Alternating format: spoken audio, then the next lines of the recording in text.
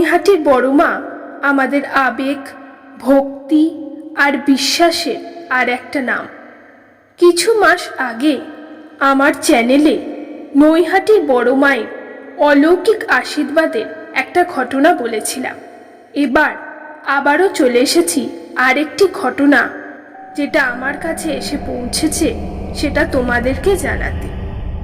লোকশ্রুতি আছে, মা নাকি কোনো ভক্তকে কখনো খালি হাতে ফেরায় না।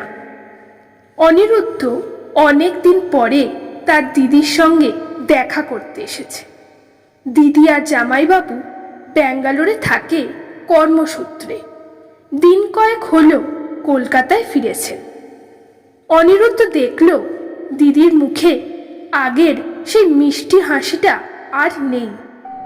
অনিরুদ্ধ তার দিদিকে জিজ্ঞাসা করল, দিদি কি হয়েছে রে তোর?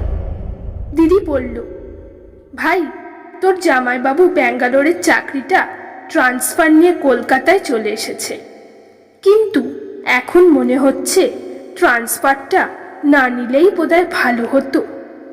অনিরুদ্ধ জিজ্ঞাসা করল, এভাবে কেন বলছিস দিদি? ভাই তোকে একটা কথা বলবো।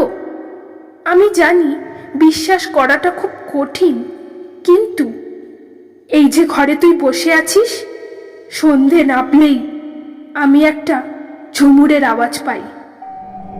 কিন্তু অদ্ভুত ব্যাপার হলো, আমাদের বাড়ির আশেপাশে কোনো ফ্ল্যাটেই কেউ নাচ শেখেও না, আবার কেউ নাচেও না। তোর জামাইবাবু যে কেন কোনো খোঁজ খবর না নিয়ে এই ফ্ল্যাটটা দুম করে কিনে ফেললো। সারা দিন আমাকে বাড়িতে একা থাকতে হয়, কারণে অকারণে আমার গাটা ছমছম করে ওঠে। কি জানি কি আছে এই বাড়িতে। আর তোর জামাইবাবু তো আমার কোনো কথারই গুরুত্ব দেয় না, কিন্তু কাল রাতে যা ঘটলো তারপর তোর জামাইবাবুও বেশ ভয় পেয়েছে। এখন এই ফ্ল্যাটে কিভাবে যে থাকবো সেই নিয়েই ভয় পাচ্ছি।